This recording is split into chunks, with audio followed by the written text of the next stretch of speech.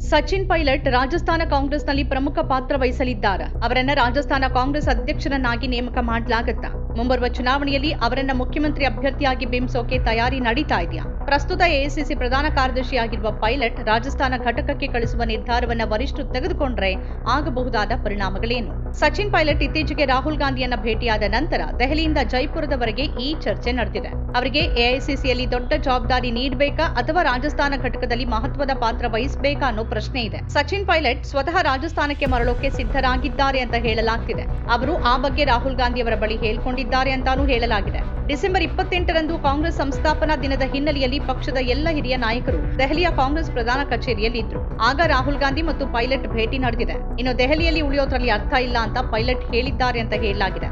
ರಾಜಸ್ಥಾನದಲ್ಲಿ 2028ರಲ್ಲಿ ವಿಧಾನಸಭೆ ಚುನಾವಣೆ ನಡೆಯಲಿದ್ದು, ಆ ಹೊತ್ತಲ್ಲಿ ಅವರು ಅಲ್ಲಿರಬೇಕು ಅಂತ ರಾಹುಲ್ ಗಾಂಧಿ ಕೂಡ ಬಯಸಿದ್ದಾರೆ ಅಂತ ಹೇಳಲಾಗ್ತಾ ಇದೆ. ಆದರೆ ರಾಹುಲ್ ಗಾಂಧಿ ಬಯಸಿದ್ರೂ ಕೂಡ ಇದು ಏಕಾಏಕಿ ತೆಗೆದುಕೊಳ್ಳಬಹುದಾದ ನಿರ್ಧಾರ ಅಲ್ಲ. ನಿರ್ಧಾರವನ್ನ ತೆಗೆದುಕೊಳ್ಳುವ ವಿಷಯದಲ್ಲಿ ಕಾಂಗ್ರೆಸ್ ಬಹಳ ವಿಳಂಬ ಮಾಡುತ್ತೆ. ಕಡೆಗೆ ಪರಿಸ್ಥಿತಿ ಕೈ ಮೀರ್ತಿದೆ ಅಂತ ಹೇಳುವಾಗ ನಿರ್ಣಯವನ್ನ ತೆಗೆದುಕೊಳ್ಳಲಾಗುತ್ತೆ. ಆದರೆ ಈಗ ಸಚಿನ್ ಪೈಲಟ್ ಸೇರಿದಂತೆ ರಾಜ್ಯ ಅಧ್ಯಕ್ಷರಾಗಲು ಬಯಸುವ ಎಲ್ಲ ನಾಯಕರು ಇಡೀ ರಾಜ್ಯವನ್ನ ಪ್ರವಾಸ ಮಾಡಲು, ತಮ್ಮ ತಂಡಗಳನ್ನ ಕಟ್ಕೊಳ್ಳೋಕೆ ಮತ್ತು ಸರ್ಕಾರದ ವಿರುದ್ಧದ ವಾತಾವರಣವನ್ನ ಸೃಷ್ಟಿ ಮಾಡೋಕೆ ಸಾಕಷ್ಟು ಸಮಯ ಕೇಳ್ತಿದ್ದಾರೆ. ಅಂದ್ರೆ 6 ತಿಂಗಳು 1 ವರ್ಷ ಮುಂಚಿತವಾಗಿ ಯಾರಿಗೇ ಆದ್ರೂ ರಾಜ್ಯದ ಹೊಣೆ ವಹಿಸೋದು ಅಗತ್ಯ ಆಗಿದೆ. ಬಿಹಾರವನ್ನ ಕಳ್ಕೊಂಡ ಉದಾಹರಣೆ ಕಾಂಗ್ರೆಸ್ ಎದುರಿದೆ. ಆದ್ರೆ ಈಗ ಸಚಿನ್ ಪೈಲಟ್ ಯಾವುದೇ ಸಂದರ್ಭದಲ್ಲೂ ರಾಜಸ್ಥಾನಕ್ಕೆ ಪ್ರವೇಶ ಮಾಡೋದನ್ನ ತಡೆಯೋಕೆ ಬಯಸುವ ಒಬ್ಬರಿದ್ದಾರೆ ಅಂತ ವಿಶ್ಲೇಷಕರು ಹೇಳ್ತಿದ್ದಾರೆ. ಅವ್ರು ಯಾರು ಅಂತಂದ್ರೆ ಗೋವಿಂದ್ ದೋತಾಸರ, ರಾಜ್ಯ ಕಾಂಗ್ರೆಸ್ ಸಮಿತಿ ಅಧ್ಯಕ್ಷರು. ಅವರು ದೆಹಲಿಯಲ್ಲಿ ಉತ್ತಮ ಸಂಪರ್ಕ ಹೊಂದಿದ್ದಾರೆ. ಅದಕ್ಕಾಗಿಯೇ ರಾಜಸ್ಥಾನ ಕಾಂಗ್ರೆಸ್ ರಾಜಕೀಯದಲ್ಲಿ ಪೈಲಟ್ ಮತ್ತು ಗೆಹ್ಲೋಟ್ ಬಣಗಳಿಂದ ಸಂಪೂರ್ಣವಾಗಿ ಪ್ರತ್ಯೇಕವಾದ 3ನೇ ಬಣ ಹೊರಹೊಮ್ಮಿದೆ. ರಾಜಸ್ಥಾನ ಕಾಂಗ್ರೆಸ್ ಅಧ್ಯಕ್ಷರಾಗಿ ಗೋವಿಂದ್ ಸಿಂಗ್ ದೋತಾಸರ ಅವರ 5 ವರ್ಷಗಳ ಅವಧಿ ಕಳೆದ ವರ್ಷ ಕೊನೆಗೊಂಡಿದೆ. ಅಶೋಕ್ ಗೆಹ್ಲೋಟ್ ವಿರುದ್ಧ ಸಚಿನ್ ಪೈಲಟ್ ಬಂಡಾಯ ಎದ್ದಾಗ ಅವರಿಗೆ ಈ ಜವಾಬ್ದಾರಿಯನ್ನ ನೀಡಲಾಗಿತ್ತು. ಬಂಡಾಯ ಎದ್ದ ಹೊತ್ತಲ್ಲಿ ಪೈಲಟ್ ಅವರು ಗೆಹ್ಲೋಟ್ ಸರ್ಕಾರದಲ್ಲಿ ಉಪಮುಖ್ಯಮಂತ್ರಿ ಮತ್ತು ಪಕ್ಷದ ರಾಜ್ಯ ಅಧ್ಯಕ್ಷರಾಗಿದ್ದರು. ಗೆಹ್ಲೋಟ್ ಅವರ ಒತ್ತಾಯದಿಂದಾಗಿ ಪೈಲಟ್ ಅವರನ್ನ ದೆಹಲಿಗೆ ವರ್ಗಾಯಿಸಲಾಯಿತು ಮತ್ತು ಕಾಂಗ್ರೆಸ್ನ ರಾಷ್ಟ್ರೀಯ ಪ್ರಧಾನ ಕಾರ್ಯದರ್ಶಿಯನ್ನಾಗಿ ಮಾಡಲಾಯಿತು. ಸಚಿನ್ ಪೈಲಟ್ ವಾಸ್ತವವಾಗಿ ರಾಜಸ್ಥಾನವನ್ನ ಬಿಡೋಕೆ ಆಸಕ್ತಿ ಹೊಂದಿರಲಿಲ್ಲ. ಈಗ ಅವರು ರಾಜಸ್ಥಾನಕ್ಕೆ ಮರಳುವ ಇಂಗಿತ ವ್ಯಕ್ತಪಡಿಸಿರುವಾಗ ಮತ್ತೊಂದು ಬೆಳವಣಿಗೆ ಗೋಚರಿಸ್ತಾ ಇದೆ.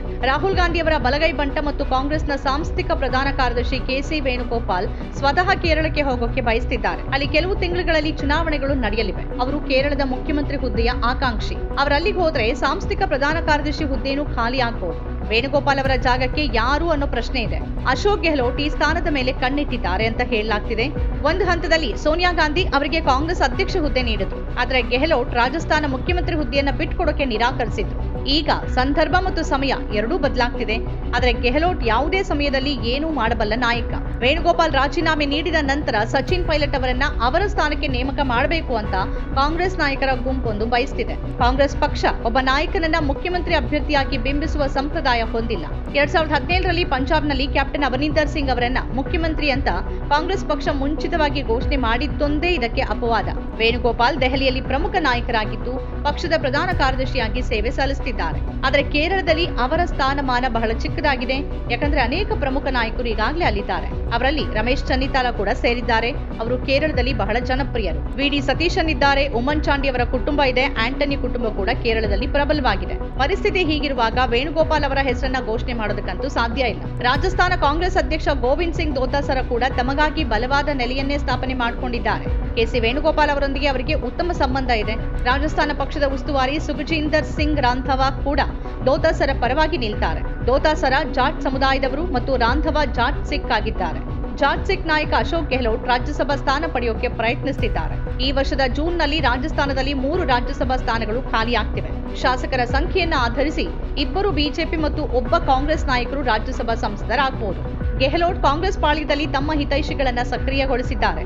ಅಶೋಕ್ ಗೆಹ್ಲೋಟ್ ಅವರನ್ನ ರಾಜಸ್ಥಾನದಿಂದ ಹೊರಹಾಕುವಂತೆ ಕೆಸಿ ವೇಣುಗೋಪಾಲ್ ನಿರಂತರವಾಗಿ ರಾಹುಲ್ ಗಾಂಧಿಗೆ ಸಲಹೆ ನೀಡುತ್ತಿದ್ದಾರೆ. ರಾಜ್ಯದ ಜವಾಬ್ದಾರಿಯನ್ನ ಯಾರಿಗೆ ನೀಡಲಾಗಿದೆಯೋ ಅವರಿಗೆ ಕನಿಷ್ಠ ಸ್ವಾತಂತ್ರ್ಯ ಇರಬೇಕು ಅನ್ನೋದು ಸೂತ್ರ. ರಾಹುಲ್ ಸಾಮಾನ್ಯವಾಗಿ ಒಪ್ತಾರೆ, ಯಾಕೆಂದ್ರೆ ಅವರು ವೇಣುಗೋಪಾಲ್ಗೆ ಪಕ್ಷದ ನಿರ್ಧಾರ ತೆಗೆದುಕೊಳ್ಳುವ ಅಧಿಕಾರ ವಹಿಸಿದ್ದಾರೆ. ಆದ್ರೆ ಇಲ್ಲೇ ಸಮಸ್ಯೆ ಉದ್ಭವಿಸಬಹುದು. ಗಾಂಧಿ ನೆಹರು ಕುಟುಂಬ ಸಚಿನ್ ಪೈಲಟ್ ರನ್ನ ಇಷ್ಟಪಡುತ್ತೆ.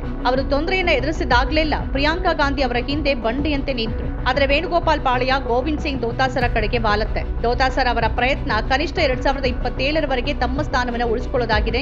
ಆದರೆ 2 ದೋಣಿ ಸೂತ್ರ ಇನ್ಮುಂದೆ ರಾಜಸ್ಥಾನದಲ್ಲಿ ಕೆಲಸ ಮಾಡೋದಿಲ್ಲ ಅಂತ ಕಾಂಗ್ರೆಸ್ ಹೈಕಮಾಂಡ್ಗೆ ತಿಳಿದಿದೆ. ಅಂದ್ರೆ ಅಶೋಕ್ ಗೆಹ್ಲೋಟ್ ಮತ್ತು ಸಚಿನ್ ಪೈಲಟ್ ಇಬ್ಬರ ನಡುವೆ ಆಯ್ಕೆ ಮಾಡಬೇಕಾಗುತ್ತೆ. ಇಬ್ಬರೂ ಉಳಿದ್ರೆ ವಿಧಾನಸಭೆ ಚುನಾವಣೆಯಲ್ಲಿ ಪಕ್ಷ ನಾಶ ಆಗಬಹುದು. ಗೋವಿಂದ್ ದೋತಾಸರ ಅವರು ಇಬ್ಬರ ನಡುವೆ ಮೂರನೇ ಶಕ್ತಿಯಾಗಿ ಹೊರಹೊಮ್ಮಿದ್ದಾರೆ. ರಾಜಸ್ಥಾನದಲ್ಲಿ ಅವರನ್ನ ಅಧ್ಯಕ್ಷರನ್ನಾಗಿ ನೇಮಿಸಿದಾಗ ಪಕ್ಷದ ಕಾರ್ಯಕರ್ತರ ನೈತಿಕ ಸ್ಥೈರ್ಯ ಕಡಿಮೆಯಾಗಿತ್ತು. 2014 ಮತ್ತು 2019 ಲೋಕಸಭೆ ಚುನಾವಣೆಗಳಲ್ಲಿ ಕಾಂಗ್ರೆಸ್ ತನ್ನ ಖಾತೆಯನ್ನ ತೆರೆಯೋಕೂ ಕೂಡ ವಿಫಲ ಆಯಿತು. ಆದರೂ ಕಳೆದ ಚುನಾವಣೆಯಲ್ಲಿ ಕಾಂಗ್ರೆಸ್ ಮೈತ್ರಿಕೂಟ 11 ಸ್ಥಾನ ಗೆತ್ತು ಅನ್ನೋದು ದೊಡ್ಡ ಸಾಧನೆ. ಮತ್ತದರ ಶ್ರೇಯಸ್ಸು ದೋತಾಸರ ಅವರಿಗೂ ಸಲ್ಲತ್ತೆ. ಈಗ ಬಿಜೆಪಿಯೊಳಗೂ ಬದಲಾವಣೆಯ ಅವಧಿ ಪ್ರಾರಂಭ ಆಗಿದೆ. ಹೀಗಿರುವಾಗಲೇ ಕಾಂಗ್ರೆಸ್ನಲ್ಲಿ ಯಾರು ಸಾರಥ್ಯಕ್ಕೆ ಸೂಕ್ತ ಅನ್ನೋ ಲೆಕ್ಕಾಚಾರ ಜೋರಾಗಿ ನಡೆದಿದೆ. ನಮ್ಮ ಕಾರ್ಯಕ್ರಮಗಳನ್ನು ನೀವು ನೋಡ್ತಾ ಇದ್ರೆ ನಮ್ಮ ಚಾನೆಲ್ ಅನ್ನ ಸಬ್ಸ್ಕ್ರೈಬ್ ಮಾಡಿ, ಪಕ್ಕದ ಬೆಲ್ ಐಕಾನ್ ಒತ್ತಿ ನಮ್ಮನ್ನ ಬೆಂಬಲಿಸಿ. ಹಾಗೆ ನಮ್ಮ ಕಾರ್ಯಕ್ರಮಗಳನ್ನ ಲೈಕ್ ಮಾಡಿ, ಕಮೆಂಟ್ ಮಾಡಿ, ಅದನ್ನ ಬೇರೆಯವರಿಗೂ ವಾಟ್ಸ್ಆಪ್ ಮೂಲಕ ಶೇರ್ ಮಾಡಿ.